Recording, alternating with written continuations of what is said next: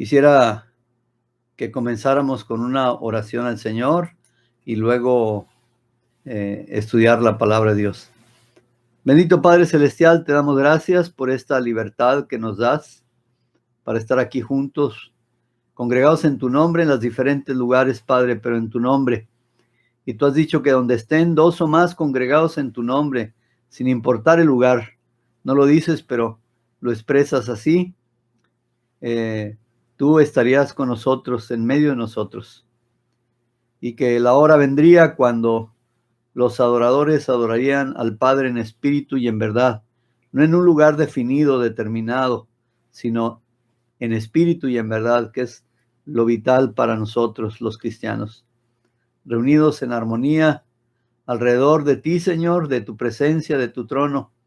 Estamos aquí para escuchar lo que tú tienes que mostrarnos con tu palabra el día de hoy. Gracias por los hermanos que se han conectado ahorita y los que vienen camino, y bendícelos también y bendice a aquellos que escucharán también el mensaje posteriormente, Padre. Gracias por tu amor y tu cuidado, y bendícenos en esta hora, en el nombre de Jesucristo, nuestro Señor y Salvador. Amén. El día de hoy vamos a hablar de las ordenanzas. Vamos a compartir este tema. El Señor Jesucristo nos dejó a nosotros dos ordenanzas.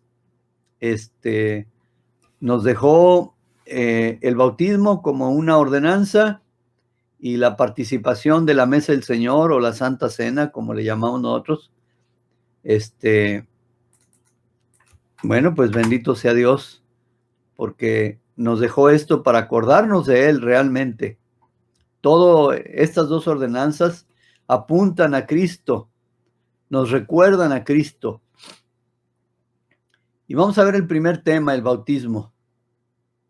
El bautismo en agua, ¿verdad? Es una de las dos ordenanzas o mandamientos que el Señor Jesucristo nos dejó a sus discípulos, a sus creyentes. Estos discípulos de Cristo lo hicieron extensivo a todos los creyentes en el Nuevo Testamento. Y les dio un mandato que ha pasado a través de las generaciones hasta nosotros. Y Jesús se acercó y les habló diciendo, dice Mateo 28:18, toda potestad me es dada en el cielo y en la tierra. Por tanto, id y haced discípulos a todas las naciones, bautizándolos en el nombre del Padre, del Hijo y del Espíritu Santo, enseñándoles que guarden todas las cosas que yo os he mandado. Y aquí yo estoy con vosotros todos los días hasta el fin del mundo. Amén. Bautizándolos en el nombre del Padre, del Hijo y del Espíritu Santo. En algunas sectas religiosas dicen, no, es que el bautismo es en el nombre de Cristo. ¿Qué Cristo no es el Padre, el Hijo y el Espíritu Santo? Es lo mismo. Pero nosotros seguimos el ritual de la Biblia, no estamos bautizando en el nombre de Cristo, porque es el mismo. También vamos a leer 1 Corintios 1:12 al 17. Había un conflicto siempre en la iglesia de Corinto en muchos sentidos, pero esto era uno de ellos, el bautismo. Quiero decir, dice Pablo en 1 Corintios 1:12 al 17, que cada uno de vosotros dice, yo soy de Pablo, y yo de Apolos, y yo de Cefas, y yo de Cristo. Había divisiones ahí. Se dividieron en pos de uno o del otro. ¿Acaso está dividido Cristo? No. ¿Fue crucificado Pablo por vosotros? No. ¿O fuisteis bautizados en el nombre de Pablo? No. Todos nos reunimos alrededor de Cristo, no de los líderes, no de los pastores. Doy gracias a Dios que a ninguno de vosotros sea bautizado, sino a Crispo y a Gallo. Eran los que él recordaba. Para que ninguno diga que fuisteis bautizados en mi nombre. También bauticé a la familia de Estéfanas, y de los demás no sé si he bautizado a algún otro. Y esta es la clave. Pues no me envió Cristo a bautizar, sino a predicar el evangelio. Esto nos enseña que no es el bautismo lo que salva, sino la predicación del evangelio, que es que Cristo murió por nuestros pecados conforme a las Escrituras, y que fue sepultado, y que resucitó al tercer día conforme a las Escrituras. Creer esto es lo que salva. Dice, no con sabiduría de palabras, para que no se haga vana la cruz de Cristo. Los discípulos practicaron el bautismo con todos aquellos que se convirtieron al Señor Jesucristo. En la primera ocasión que el apóstol Pedro predicó, se convirtieron 3,000 judíos. E inmediatamente fueron bautizados. Así que dice Hechos 2:41. Así que los que recibieron su palabra fueron bautizados y se añadieron aquel día como 3,000 personas. También cuando el apóstol Pedro predicó el primer mensaje de salvación a los no judíos, o sea, a los gentiles, empezando con Cornelio y su familia y sus amistades, también fueron bautizados inmediatamente después de creer. Hechos 10, 47 y 48. Entonces respondió Pedro: ¿puede acaso alguno impedir el agua para que no sean bautizados estos que han recibido el Espíritu Santo también como nosotros? Y mandó bautizarles en el nombre del Señor Jesús. Entonces le rogaron que se quedase por algunos días. Los demás discípulos también cumplieron esta ordenanza santa. Por ejemplo, y esto lo vimos en algún mensaje anterior, cuando Felipe le predicó el mensaje al etíope, lo bautizó, dice en Hechos 8, 36 al 39, y yendo por el camino, llegaron a cierta agua y dijo el eunuco: aquí hay agua, ¿qué impide que yo sea bautizado? Felipe dijo: si crees de todo corazón, bien puedes. Y respondiendo dijo: creo que Jesucristo es el Hijo de Dios. Y mandó parar el carro y descendieron ambos al agua, Felipe y el eunuco, y le bautizó. Cuando subieron del agua, el Espíritu del Señor arrebató a Felipe y el eunuco no le vio más y siguió gozoso su camino. Cuando el apóstol Pablo se convirtió, también cumplió este mandamiento del bautismo. En Hechos 9, 17 y 18. Fue entonces Ananías y entró en la casa y poniendo sobre él las manos dijo: hermano Saulo, el Señor Jesús que se te apareció en el camino por donde venías, me ha enviado para que recibas la vista y seas lleno del Espíritu Santo. Y al momento le cayeron de los ojos como escamas y recibió al instante la vista y levantándose fue bautizado. Ellos hicieron extensivo este mandamiento del Señor Jesucristo a todos los discípulos y creyentes. La pregunta que debemos contestar hoy es: ¿cuándo debe bautizarse una persona? La Biblia siempre enseña que el bautismo debe seguir a la fe que salva. Y no estamos tratando de minimizar la importancia del bautismo. Los creyentes reconocemos que el bautismo es una expresión exterior de una fe interior. El bautismo es una manera por la cual podemos declarar públicamente nuestra fe en Cristo. Cuando nosotros nos bautizamos, estamos declarando públicamente nuestra fe, nuestra confianza en el Salvador, en Jesucristo. Si tenemos una fe que salva, una fe salvadora, estaremos dispuestos a seguir a Cristo en el bautismo inmediatamente y estaremos listos para hacerlo. Muchos creyentes nacidos de nuevo no se quieren bautizar porque dicen que ya fueron bautizados en la niñez. Pero sabes, el bautismo bíblico no es para los niños, sino solamente para los creyentes después de creer. Un niño que ha recibido a Cristo como su Salvador puede ser bautizado solamente si él tiene una experiencia de conversión clara, pero yo procuro abstenerme de bautizar niños porque, muchachitos, no digo bebés, porque yo he bautizado a algunos niños porque sus padres querían que se bautizaran porque eran convertidos, pero eventualmente se alejaron de Cristo y viven como incrédulos, o sea, que no tenían señales de un nuevo nacimiento. Con ellos hay que esperar a que realmente tengan una conversión genuina antes de ser bautizados, que usted vea las señales del no nacimiento. Otros dicen que prefieren esperar para más adelante porque quieren estudiar el tema de decidirse. Bueno, la Biblia no dice nada al respecto de que hay que esperar. En la iglesia denominacional organizada se cree que el esperar es algo escritural, pero los discípulos del Señor no esperaron. Si vemos otra vez Hechos 10, 44 al 48, que ya habíamos leído, mientras aún hablaba Pedro estas palabras, el Espíritu Santo cayó sobre todos los que oían el discurso, y los fieles de la circuncisión que habían venido con Pedro se quedaron atónitos de que también sobre los gentiles se derramase el don del Espíritu Santo, porque los oían que hablaban en lenguas y que magnificaban a Dios. Entonces Pedro respondió: ¿puede acaso alguno impedir el agua para que no sean bautizados estos que han recibido el Espíritu Santo también como nosotros? Y mandó bautizarles en el nombre del Señor Jesús. Entonces le rogaron que se quedase por algunos días. En otras palabras, cuando Cornelio y los suyos fueron salvos, Pedro dijo: ¿para qué esperamos? Estos que han recibido el Espíritu Santo como nosotros también pueden ser bautizados. Esta es la idea. En el momento en que somos salvos, somos candidatos para el bautismo, y el bautismo es solamente para los creyentes después de creer.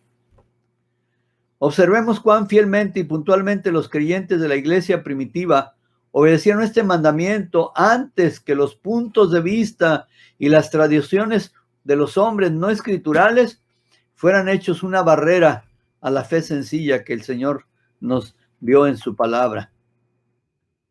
Hechos 2:41.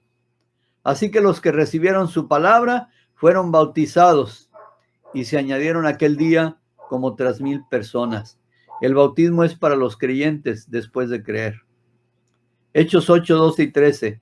Pero cuando creyeron a Felipe que anunciaba el evangelio del reino de Dios y el nombre de Jesucristo, se bautizaban hombres y mujeres. Hechos 10:47. Entonces respondió Pedro: ¿puede acaso alguno impedir el agua para que no sean bautizados estos que han recibido el Espíritu Santo como nosotros? A veces, por sentido común en algunos países, es bueno esperar por el fondo religioso, el fondo familiar. Se debe considerar esperar. Por ejemplo, en México, nuestro país, una persona puede recibir a Cristo y, como les decía, no perseverar en el cristianismo.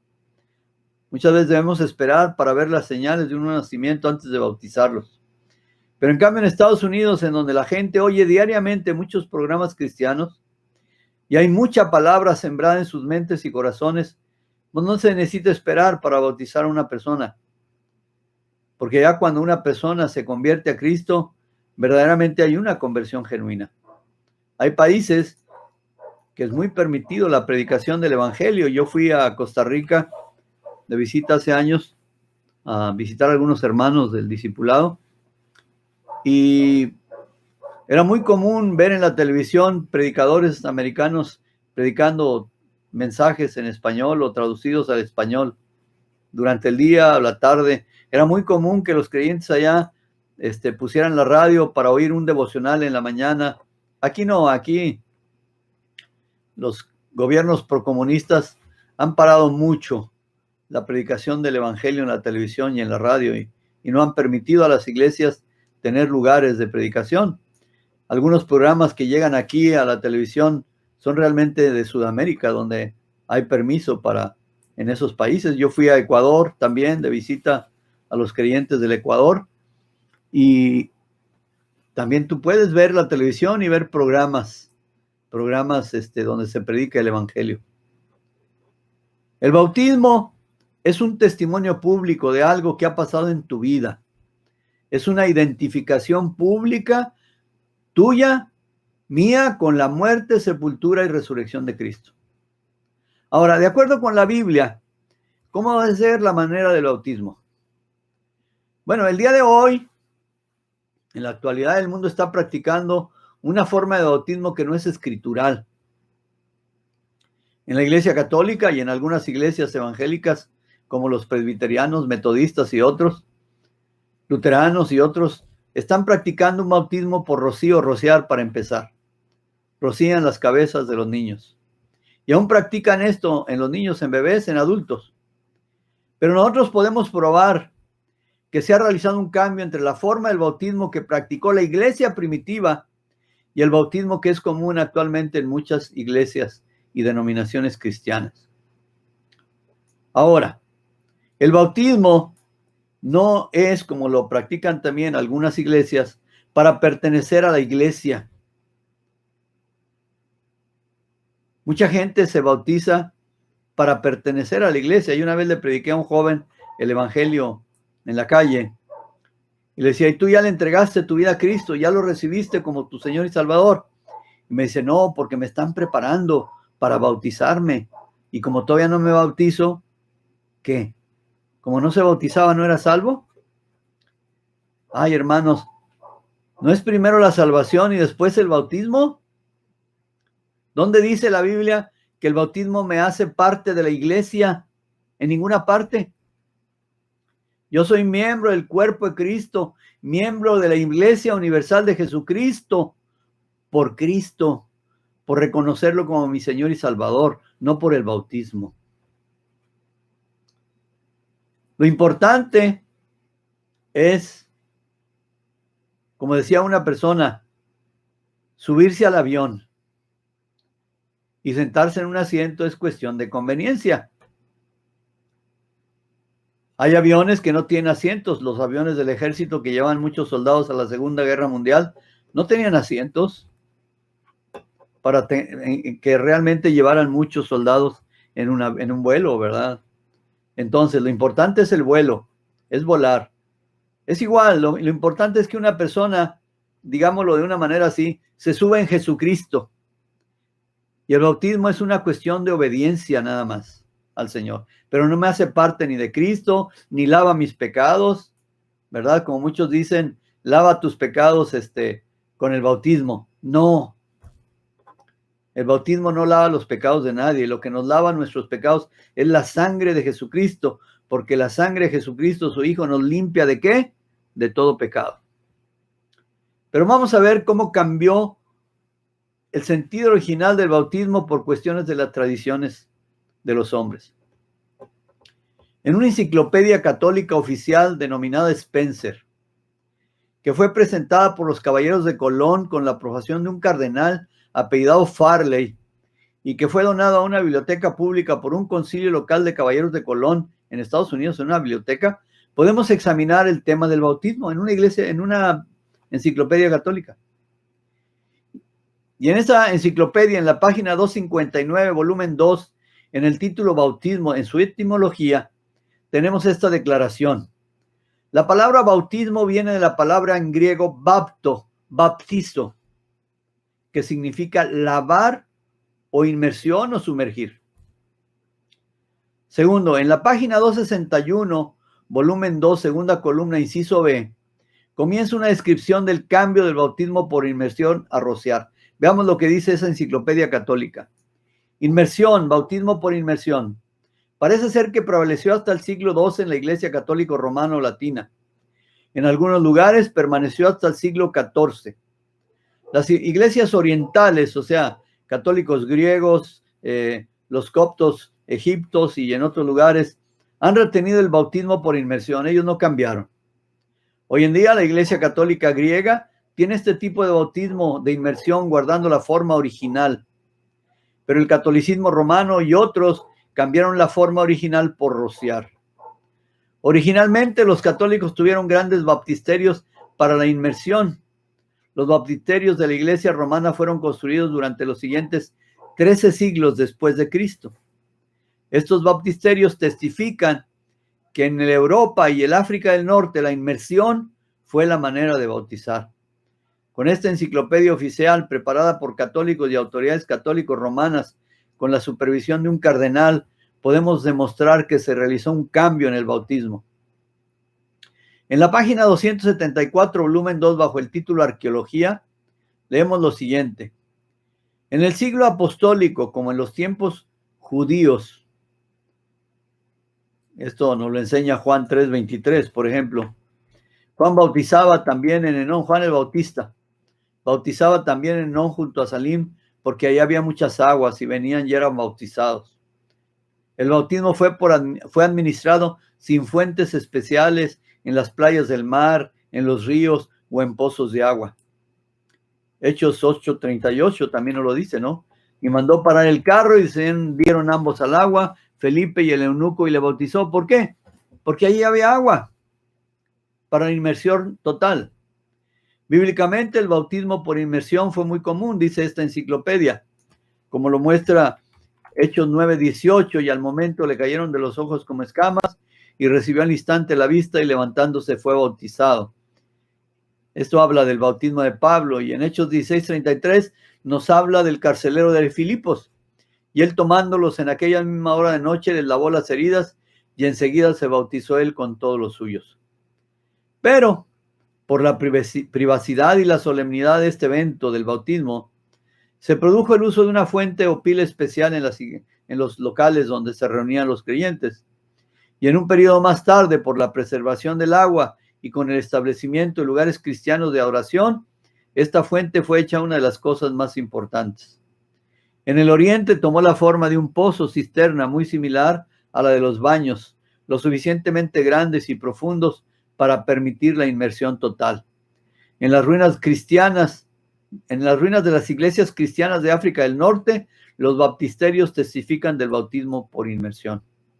Notemos cómo en este reporte los baptisterios fueron lo suficientemente grandes para permitir la inmersión completa, pero ellos cambiaron la forma del bautismo de inmersión por rociar.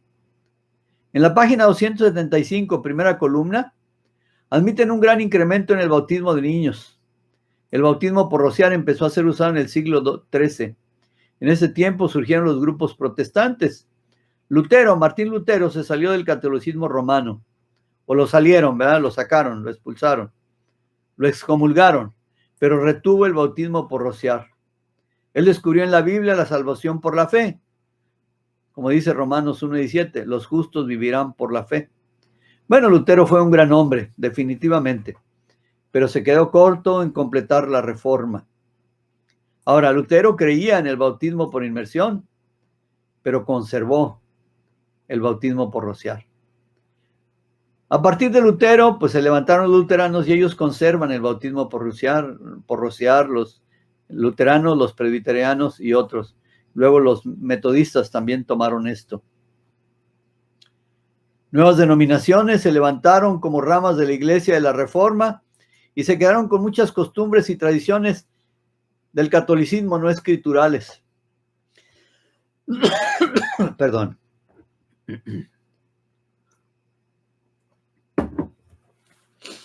Los luteranos se quedaron con la idea de una iglesia del Estado, como se practica en algunos países, Finlandia, Rumanía, Suecia y Noruega. También retuvieron algunos rituales como la confirmación y el bautismo por rociar.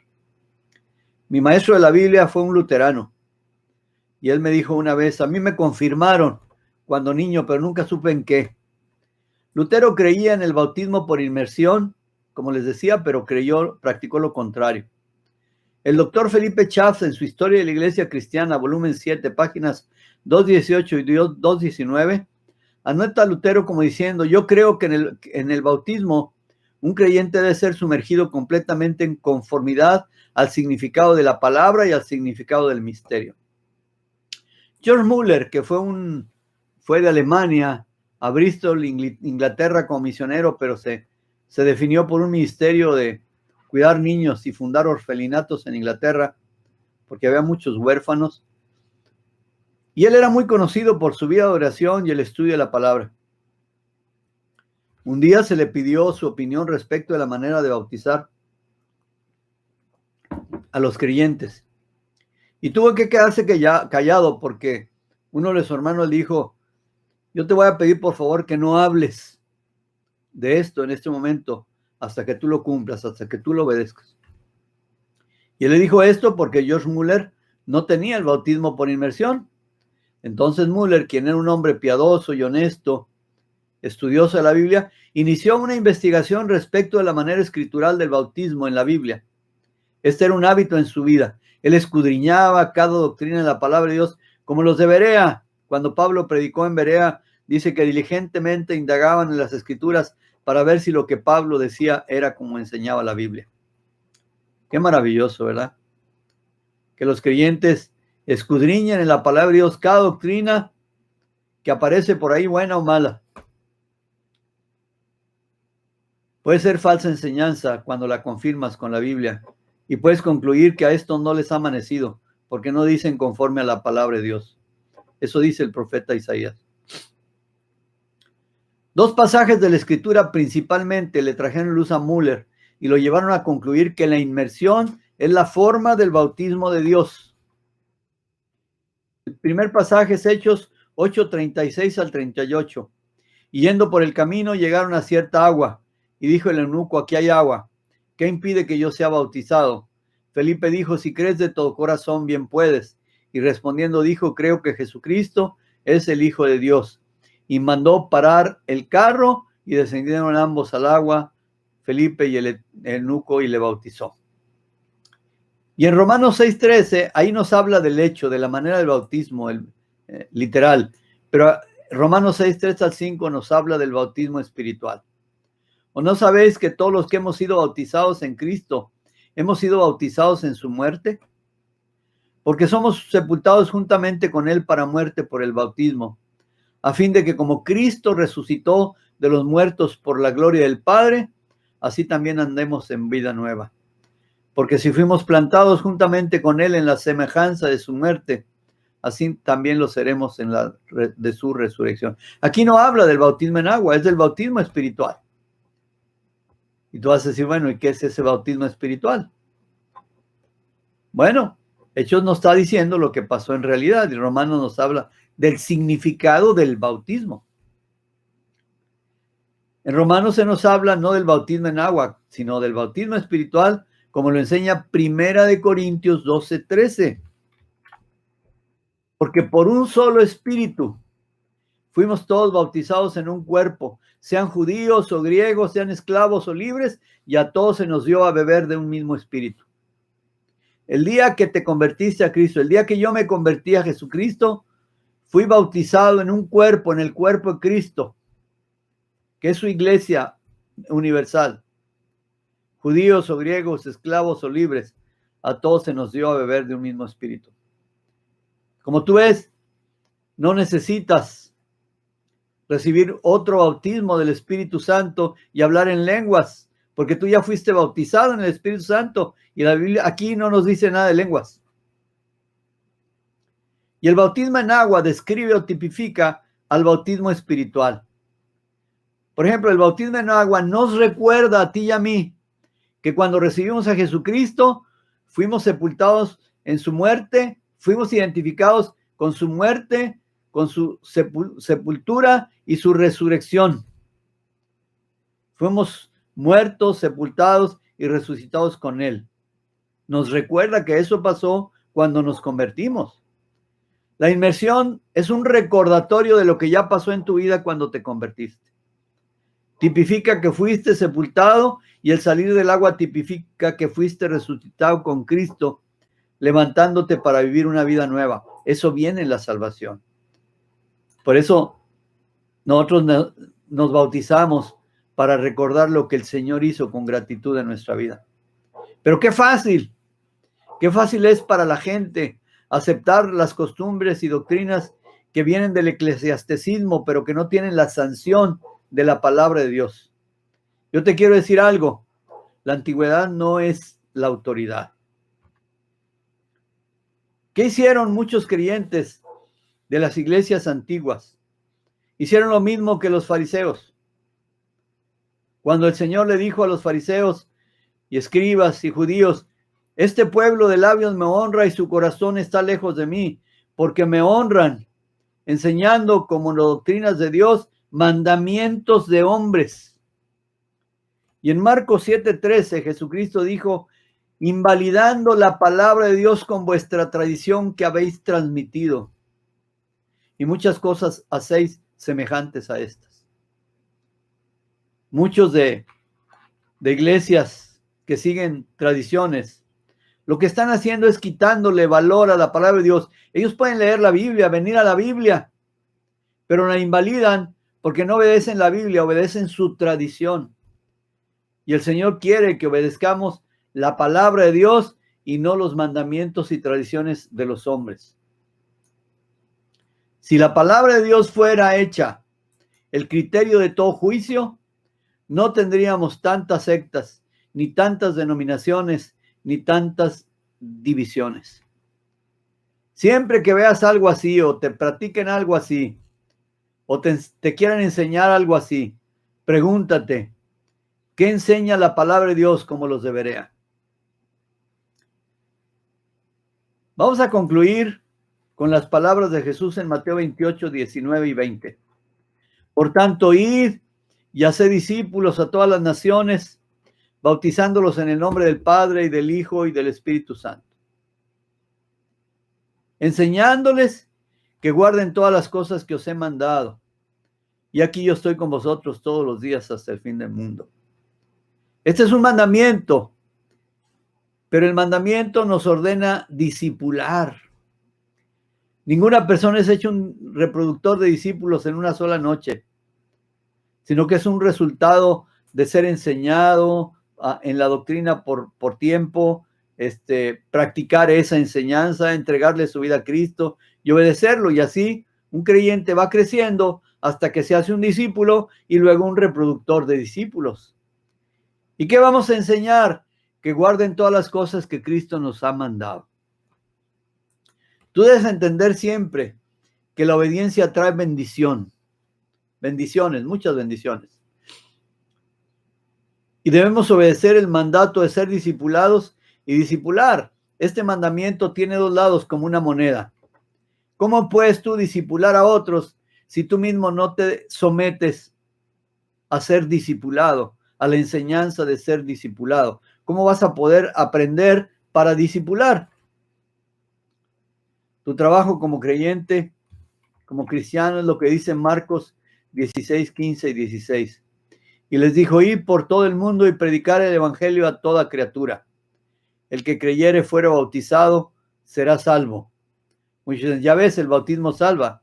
No, fíjate lo que dice la parte B. Mas el que no creyere será condenado. No dice, el que no fuere bautizado será condenado.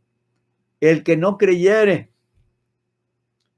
Crees en Cristo y obedeces el bautismo y manifiestas de una manera exterior tu fe interior.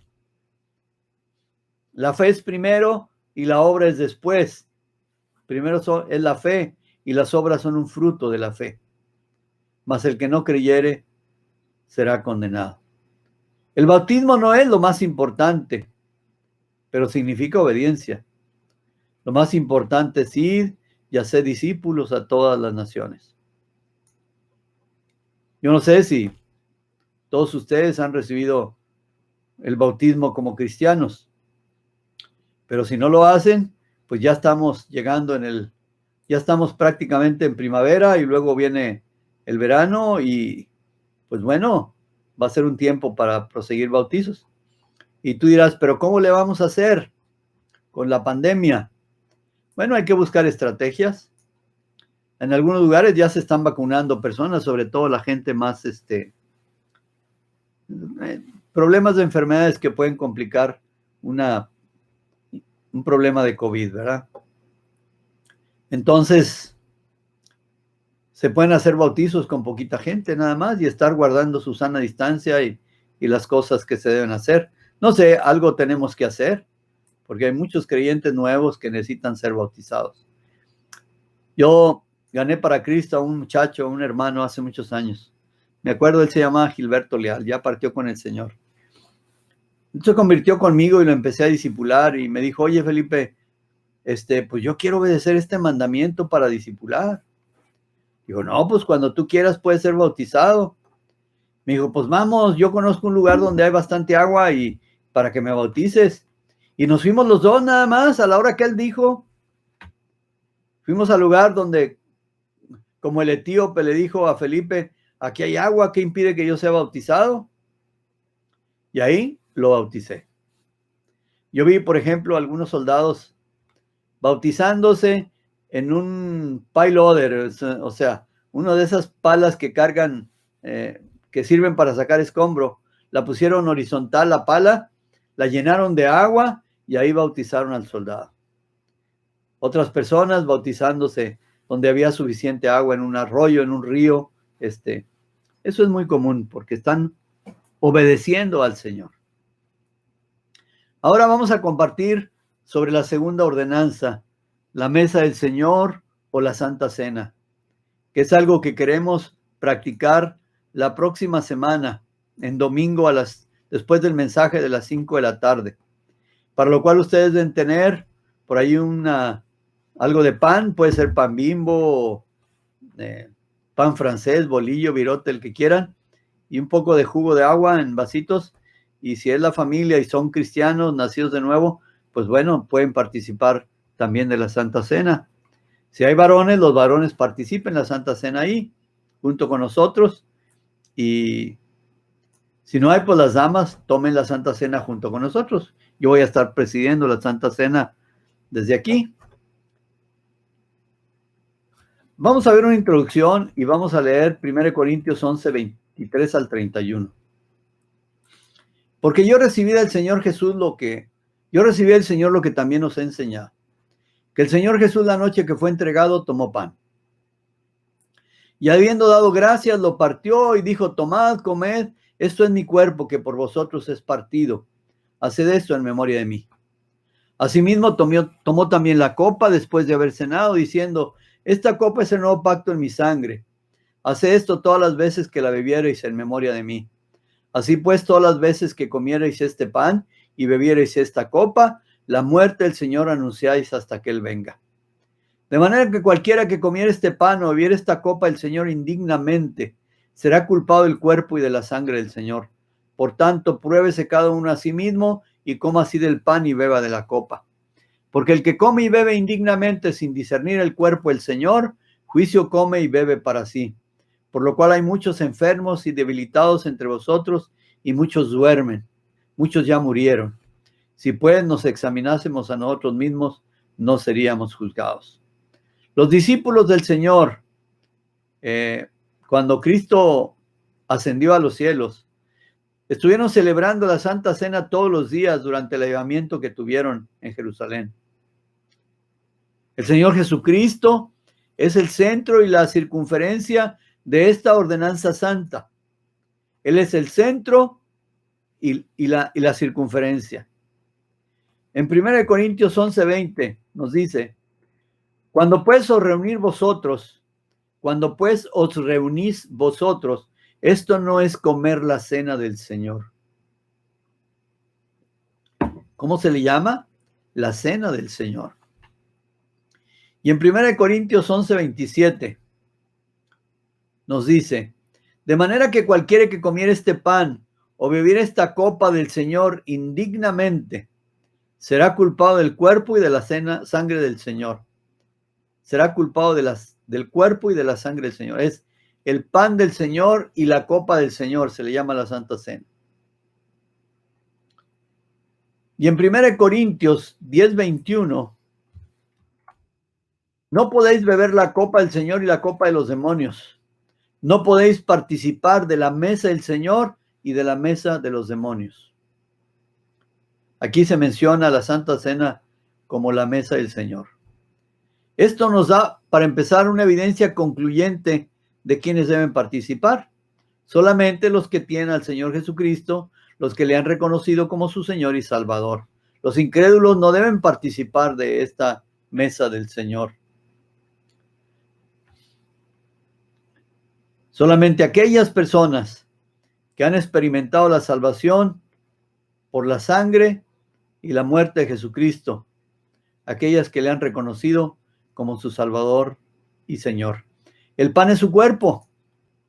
Y se comete la blasfemia de Hebreos 10:29 cuando se participa de ella sin tener a Cristo. Dice: ¿cuánto mayor castigo pensáis que merecerá el que pisoteare al Hijo de Dios y tuviere por inmunda la sangre del pacto en la cual fue santificado e hiciere afrenta al Espíritu de gracia? En Juan 6, 53 y 63, el Señor Jesucristo nos habla de la siguiente manera. Jesús les dijo: de cierto os digo, si no coméis la carne del Hijo del Hombre y bebéis su sangre, no tenéis vida en vosotros. El Espíritu es el que da vida, la carne para nada aprovecha. Las palabras que yo os he hablado son espíritu y son vida. Muchos dicen que ellos siguen el ritual católico de participar del cuerpo de Cristo. Hay una doctrina católica que se conoce como la doctrina de la transustanciación. Esa doctrina dice que en la Santa Misa, así dicen ellos, el pan que ellos reparten o la hostia se convierte literalmente en el cuerpo de Cristo, y el vino que bebe el sacerdote se convierte literal, de una manera milagrosa, en la sangre de Cristo. Pero eso no dice este pasaje. Lo que Jesús nos dice es que es en sentido espiritual, el C663. El espíritu es el que da vida, la carne para nada aprovecha. Las palabras que yo os he hablado son espíritu y son vida. Nosotros no decimos que el pan se convierte en carne y el jugo de uva en sangre. Eso no es. Estamos haciendo algo literal que tiene un significado espiritual, porque lo que Cristo nos dijo es espíritu y vida. ¿Cómo podemos nosotros comer su carne y beber su sangre? De la misma manera que andamos ahora, por fe. Como fuimos salvos, por fe. Ese día participamos del cuerpo, de la sangre, de la carne del Señor Jesucristo. Nos hicimos uno con Él. Ahora, la mesa del Señor, o el pan del Señor, la Santa Cena, es una conmemoración, es un memorial que nos lleva a nosotros hasta los tiempos judíos, cuando salió el pueblo de Israel de Egipto. Es un mirar hacia atrás con la Pascua que se celebraba con un memorial empezando allí en Egipto. En Éxodo 12:14, el Señor le dijo a los judíos: y este día os será en memoria, y lo celebraréis como fiesta solemne para Jehová por vuestras generaciones, por estatuto perpetuo lo celebraréis. ¿Qué significaba el comer el cordero de la Pascua? Lo que dijo Juan el Bautista cuando vio a Jesús y les dijo a sus discípulos: he aquí el Cordero de Dios que quita el pecado del mundo. Jesucristo es el Cordero de la Pascua. Jesucristo es nuestra Pascua. Pablo dice que Cristo es nuestra Pascua. Ahora nos toca continuar, vivir en la fiesta de los panes sin levadura perpetuamente, como lo hacían los judíos. Habla de una vida santa, de una vida sin pecado, porque ya celebramos una Pascua. Nosotros no tenemos que celebrar una Pascua cada año, como lo hacían los judíos. Nosotros celebramos una para siempre, porque con una sola ofrenda hizo perfectos para siempre a los santificados. No tenemos que celebrar una Pascua literal, porque ya celebramos la nuestra para siempre. El Cordero de Dios que quita el pecado del mundo era aquel Cordero inmolado por Israel. Y en Éxodo 12, 26 y 27 nos dice: y cuando os dijeren vuestros hijos, ¿qué es este rito vuestro? Vosotros responderéis: es la víctima de la Pascua de Jehová, el cual pasó por encima de las casas de los hijos de Israel en Egipto, cuando hirió a los egipcios y libró nuestras casas. Entonces el pueblo se inclinó y adoró. Es un memorial. Bueno, cuando nosotros celebramos la Santa Cena, no estamos celebrando el Cordero de la Pascua aquel. Estamos celebrando al otro Cordero de la Pascua que ya vino, derramó su sangre en la cruz del Calvario y murió por nuestros pecados. Y la Santa Cena es un recordatorio, un memorial, una conmemoración. Por eso yo soy muy amante de que los niños nos acompañen siempre en la participación de la Santa Cena. Las congregaciones donde yo estaba, cuando la congregación participaba en la Santa Cena, a los niños los sacaban para estar con maestros y maestras de la Biblia. Pero entonces, ¿cómo nos van a preguntar, papá, mamá, qué es esto que hacen ustedes? ¿Y cómo les vamos a explicar de Cristo? Y sin embargo, el Señor les ordenó a los judíos, no les dijo, saquen a sus niños y cómanla ustedes. Dice, cuando sus hijos les pregunten, ustedes háblenles. Y eso es el error de muchos padres, que no aprovecharon las preguntas de sus hijos en relación con Cristo y la Biblia para darles la enseñanza de la Biblia desde la niñez. Entonces crecieron sin enseñanza de la niñez. Tristemente. Ojalá que nosotros tuviéramos padres de familia como aquellos padres sacerdotes. El padre es el sacerdote del hogar. Padres sacerdotes del Antiguo Testamento, los cuales dedicaban tiempo para entrenar a sus niños en las enseñanzas de Dios. En las iglesias, en general, se entregan a los niños a maestras de escuela bíblica. Pero ese no fue el plan original de Dios en el Antiguo Testamento. El plan original de Dios es que el padre, el sacerdote del hogar, tenía que transmitir la enseñanza de la palabra de Dios a sus niños. En Deuteronomio 6, 1 al 9, el Señor le dijo a los judíos, estos pues son los mandamientos, estatutos y decretos que Jehová vuestro Dios mandó que os enseñase, para que los pongáis por obra en la tierra a la cual pasáis vosotros para tomarla, para que temáis a Jehová tu Dios, guardando todos sus estatutos y sus mandamientos que yo te mando, tú y tu hijo y el hijo de tu hijo, todos los días de tu vida, para que tus días sean prolongados. Oye pues, oh Israel, cuida de ponerlos por obra para que te vaya bien en la tierra que fluye leche y miel, y os multipliquéis, como te ha dicho Jehová, el Dios de tus padres. Oye Israel, Jehová nuestro Dios, Jehová uno es. Llamarás a Jehová tu Dios de todo tu corazón y de toda tu alma y de todas tus fuerzas. Y estas palabras que yo te mando hoy estarán sobre tu corazón, y las repetirás a tus hijos, no las maestras de escuela dominical, tu papá. Y si no está el papá, la mamá. Y hablarás de ellas estando en tu casa y andando por el camino y al acostarte y cuando te levantes. ¿Cuándo nos hacen las preguntas los niños? A todas horas. Dice, estos pues son los mandamientos, estatutos y decretos que Jehová vuestro Dios mandó que os enseñase para que los pongáis por obra en la tierra, a la cual pasáis vosotros para tomarla, para que temas a Jehová tu Dios, guardando todos sus estatutos y sus mandamientos que yo te mando, tú y tu hijo y el hijo de tu hijo todos los días de tu vida, para que tus días sean prolongados.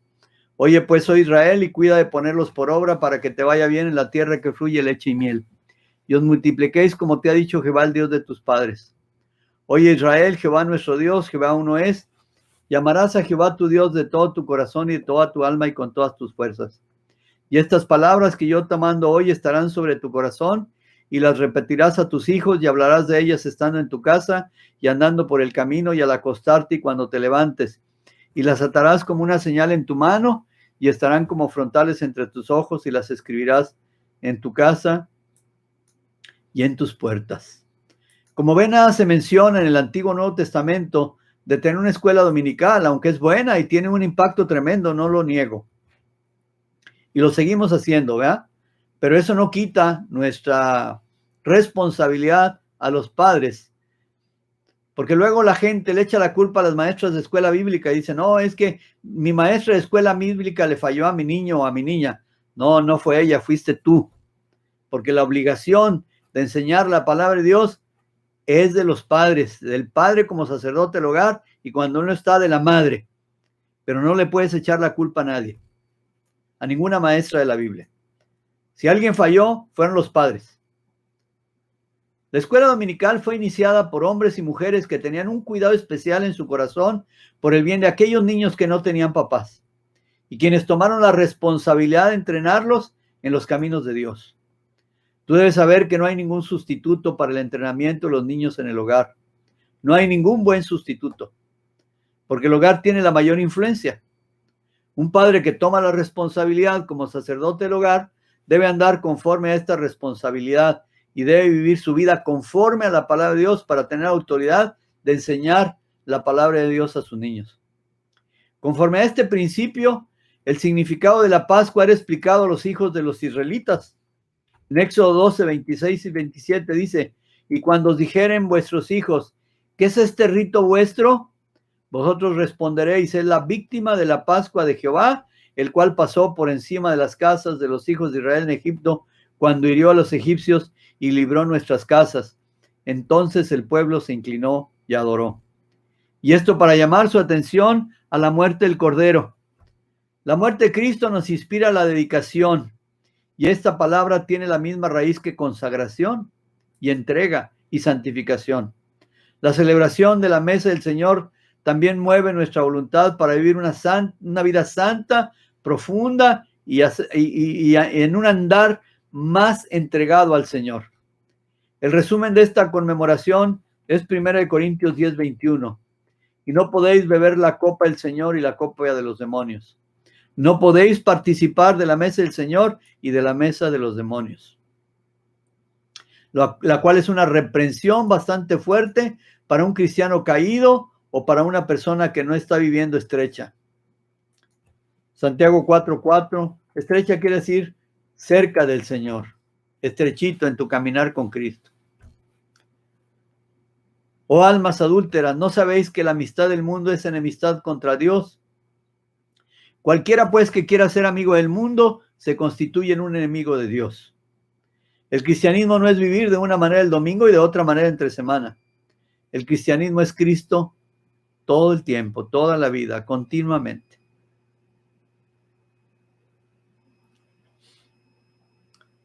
Entonces, primero, la mesa del Señor es una conmemoración.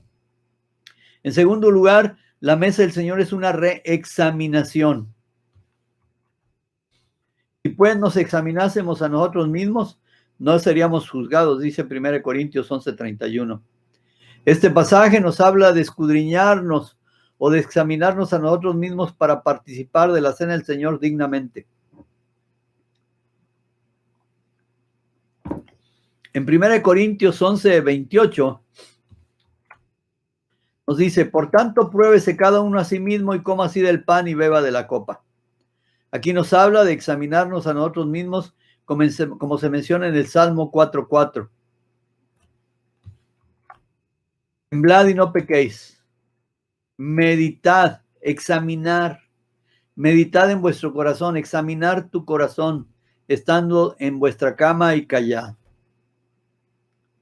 Ninguna persona te puede examinar, excepto tú puedes examinarte. Yo no le puedo decir a ningún cristiano, sea de nuestra congregación o no, que no participe con nosotros de la Santa Cena, porque yo lo estaría examinando. En una ocasión, la esposa de un misionero fue a una iglesia en San Antonio, Texas, y cuando llegó el tiempo de tomar la Santa Cena, el pastor dijo: los que no sean miembros de la iglesia deben salir, por favor, mientras la congregación toma la Santa Cena. Al hacer esto, lo que él estaba haciendo era examinando a los demás, y eso no es correcto, porque ellos no te conocen, o sea, él no sabe quién eres tú y por lo tanto no deben y pueden examinarte. Esta reexaminación es solamente algo entre el Señor y tú.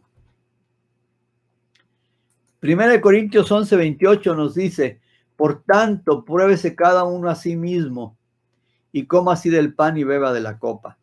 Pruébese, coma y beba.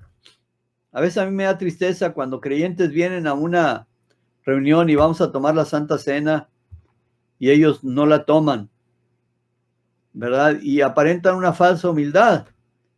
Tristemente, lo único que están diciendo es que ellos están viviendo en un pecado y no lo quieren confesar y no lo quieren arreglar. No quieren arrepentirse.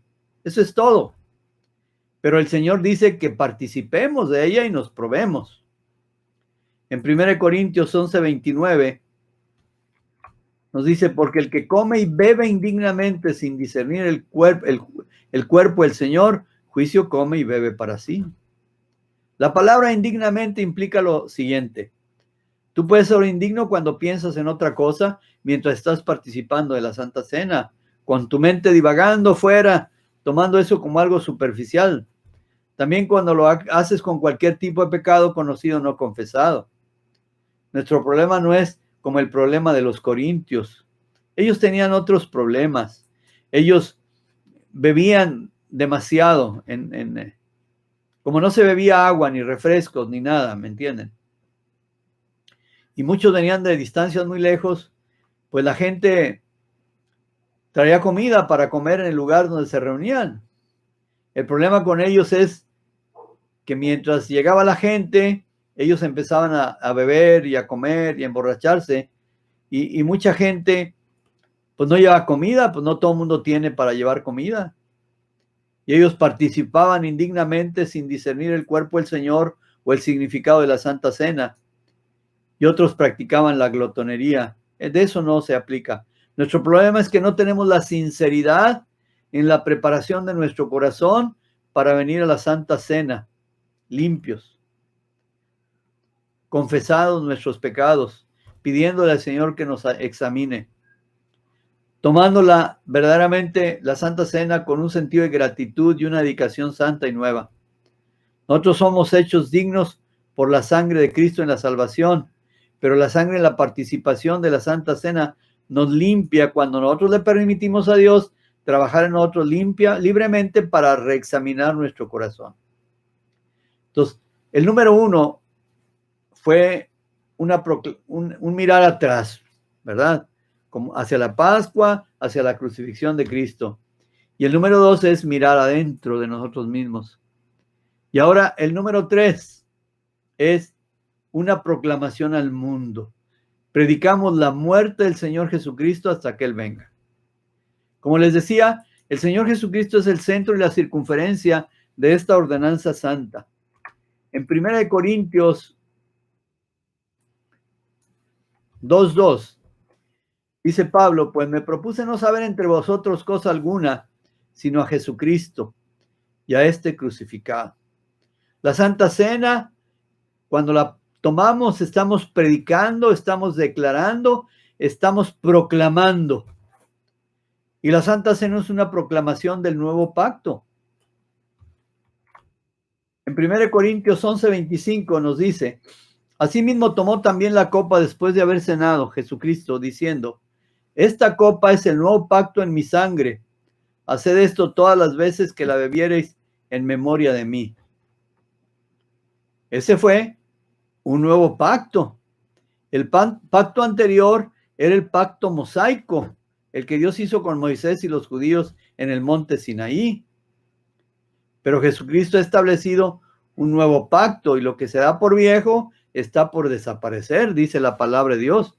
Nosotros no estamos en el pacto de los judíos, en el pacto de Moisés. Aquí no se nos exige guardar el día de reposo, ni la dieta judía, ni nada de esto a nosotros. Podemos hacerla si queremos, pero es una cosa de comida, de sentido común de comer. No tiene que ver con Cristo. Entonces, en Éxodo 24:8 dice, entonces Moisés tomó la sangre y roció sobre el pueblo y dijo, he aquí la sangre del pacto que Jehová ha hecho con vosotros sobre todas estas cosas. Ese es un pacto, pero no es el nuestro. Ahora, ya en el Antiguo Testamento, el Señor hablaba del antiguo pacto y de que iba a ser un nuevo pacto con Israel y con nosotros.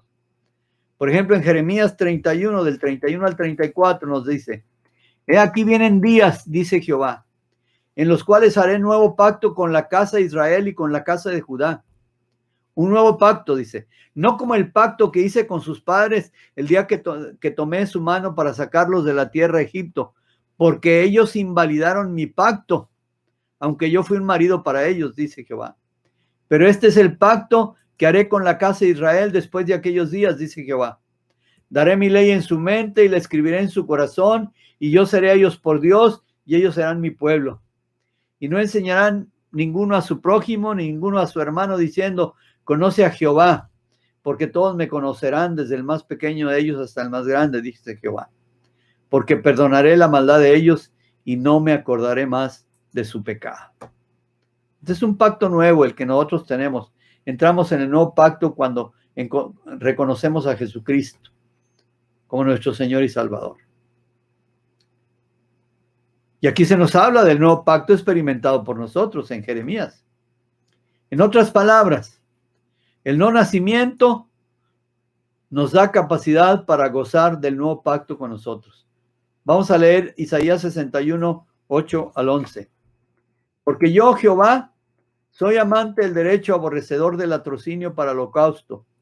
Por tanto, afirmaré en verdad su obra y haré con ellos pacto perpetuo. Ese es el pacto nuestro. Y la descendencia de ellos será conocida entre las naciones, y sus renuevos en medio de los pueblos. Todos los que los vieren reconocerán que son linaje bendito de Jehová. En gran manera me gozaré en Jehová. Este es uno de mis favoritos. Mi alma se alegrará en mi Dios, porque me vistió con vestiduras de salvación, me rodeó con manto de justicia, como a novio me atavió y como a novia adornada con sus joyas. Eso hizo con nosotros. Porque como la tierra produce su renuevo y como el huerto hace brotar su semilla, así Jehová el Señor hará brotar justicia y alabanza delante de todas las naciones. Miren, los judíos solos estuvieron en el pacto antiguo. Nosotros no lo alcanzamos. Pero Dios hizo un nuevo pacto con ellos que nos alcanzó a nosotros. El judío que cree en Jesucristo como su Señor y Salvador entra a formar parte del nuevo pacto que Dios hizo con los cristianos.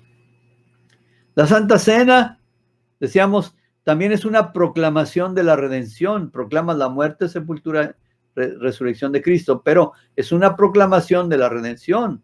Los creyentes alrededor de la mesa, con Cristo en el centro, estamos declarando el fundamento de nuestra esperanza. Y el fundamento de nuestra esperanza es la sangre de Jesucristo. En Hebreos 9:22 dice, y casi todo es purificado según la ley con sangre, y sin derramamiento de sangre no se hace remisión de pecados. Toda la humanidad fue redimida por la sangre de Cristo, pero qué triste que no toda la humanidad es salva, ¿verdad? ¿Por qué? Porque la salvación es solamente para los que aceptan la redención en Jesucristo. Levíticos 17:11. Porque la vida de la carne en la sangre está, y yo le he dado para hacer expiación sobre el altar por vuestras almas, y la misma sangre hará expiación de la persona. Aquellos sacrificios del Nuevo Testamento, aquel derramar de sangre diario por la casa de Israel, era un símbolo de la sangre derramada por Jesucristo en el futuro. Y en 1 Juan 1:7 nos dice el cumplimiento. Pero si andamos en luz como Él está en luz, tenemos comunión unos con otros. Y la sangre de Jesucristo, su Hijo, nos limpia de todo pecado. Qué maravilloso. Qué maravilloso saber que yo puedo invocar el poder de la sangre de Cristo para que el Señor me limpie todos mis pecados. Pero también la mesa del Señor es una expectación o una expectativa. Cuando nosotros participamos de la Santa Cena, estamos diciendo que estamos esperando que nuestro Señor venga por nosotros.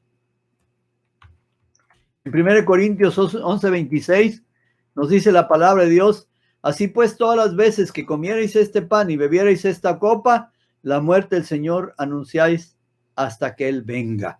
Estamos reconociendo que estamos esperando la segunda venida de Cristo.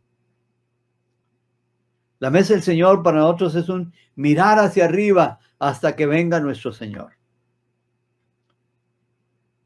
En Juan 14, 1 al 3,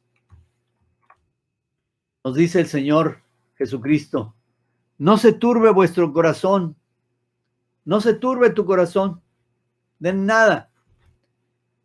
¿Creéis en Dios? Creed también en mí. En la casa de mi Padre muchas moradas hay. Si así no fuera, yo le hubiera dicho, voy pues a preparar lugar para vosotros. ¿A dónde fue? A la diestra del Padre. ¿Ya qué fue? A preparar un lugar para nosotros, los cristianos, los creyentes en Él. Dice, y si me fuere, y os prepararé el lugar, y ya se fue, hace más de 2000 años. Imagínense, lo ha estado preparando por más de 2000 años. ¿Cómo será ese lugar de precioso, de hermoso? pero más hermosa será estar en la presencia de nuestro Señor. Dice, y vendré otra vez. Si Él prometió regresar, hombre. Yo os tomaré a mí mismo, me los voy a llevar conmigo, para que donde yo estoy, ¿qué? Vosotros también estéis. Y vemos el mundo como está y nos perturbamos. Y Él dice, no te turbes, no te preocupes, yo vengo por ti. En el tiempo adecuado te voy a sacar. ¿No sería maravilloso estar expectantes día con día de que el Señor venga?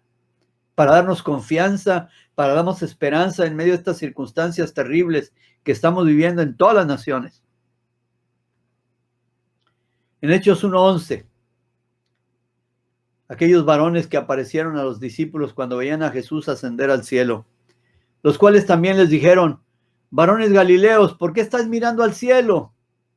Este mismo Jesús que ha sido tomado de vosotros al cielo, así vendrá, como le habéis visto ir al cielo.